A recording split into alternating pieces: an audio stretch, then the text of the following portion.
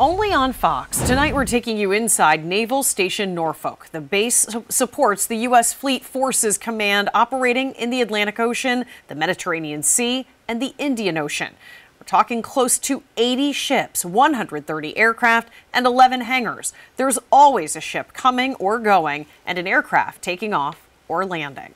Last night, we introduced you to a Greenville native assigned to the USS George H.W. Bush. And tonight, you're about to meet two more local sailors. Each has a very important role in the Navy. While one happens to be a Burns Rebel, the other an East Side Eagle. They're both hometown heroes. Welcome to Naval Station Norfolk, the largest naval complex in the world. Here at Pier 14, the USS George H.W. Bush and the USS Abraham Lincoln. Flying overhead, a Hawkeye. It's the Navy's primary carrier-based airborne early warning and command and control aircraft. It's just one of a dozen different aircraft you'll see flying around the base. Back at Pier 14, a lot of action outside the USS George H.W. Bush as its crew is preparing to head out to sea. Now, over at the USS Lincoln, it's actually undergoing routine maintenance, so a lot of the work is being done inside the ship. The Lincoln, CVN 72, best carrier. I gotta say that. Spartanburg native and Burns High School graduate Richard Hogan is an electronics technician second class on board the Lincoln. I'm in charge of a system called NMT. It's Navy Multiband Terminal. It talks to the satellites. It's an antenna. Basically, we do communications. That's really the big thing for us. Hogan joined the Navy in 2014, following in his dad's footsteps. I mean, my dad was military. He was like super military since he was 18. Just retired a year ago. After boot camp, Hogan went straight to the USS Lincoln. Little did he know he'd be forming friendships that'll last a lifetime. You know, one's my daughter's godfather. You know, the other one's probably my best man at my wedding. You know, it's crazy. And taking on a greater responsibility.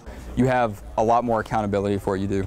So everything you do is, you're held to a standard. So if I go out in town and I do something, I don't just get in trouble as, you know, Trevor Hogan. I get in trouble as, you know, hey, Lincoln sailor got in trouble. Not every sailor calls a ship home. You'll find another hometown hero working in one of the many hangars across the base. Meet Daniel Forwood.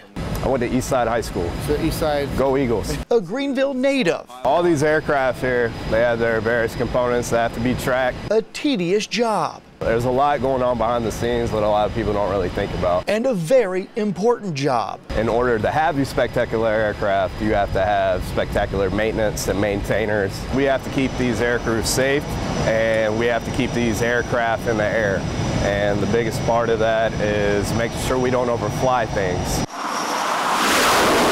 When they go on the aircraft carrier and the tail hook catches that wire, if that tail hook has been overflown, it could fail and that aircraft could end up in the water and the aircrew could end up injured or worse. A reminder, not only does the Navy have the best pilots in the world, but also the best maintenance teams. Whenever you see an aircraft, there's probably been at least 100 hands on the aircraft to make it fly. True hometown heroes. Hey Mom, hey Dylan, everybody that's back there, Burns. I love you guys, I miss you guys, my little sister, Caitlin and Reagan. I'll be home soon. I miss you guys, and I'll see you soon. And really an incredible experience. Walked away with a greater appreciation of what these men and women do. It was an honor to be invited by the U.S. Navy to go to Norfolk and actually have the opportunity to fly out to the USS George H.W. Bush. And it really is an incredible group of men and women to see them. They sacrifice a lot when they sign up. Their families sign up as well. But it's incredible to see what happens up there. There's a lot of things that I couldn't even show you. It was 4 days, 96 hours, just unbelievable what goes on at that base and on those ships that we don't even think about on a daily basis. I mean, we take a lot of things for granted around here, but let me tell you, you get on a ship, you have no communication, right, and you're on there for 6 or 7 months, you really appreciate the little things, and you don't kind of worry about some things we worry about here every day. That's right. It does put things in perspective for sure. Really interesting story. Yeah, we'll have all these stories online at foxcarolina.com, so if you missed any of them, you can head to our website. They'll all be posted there on the As Seen On section. All right.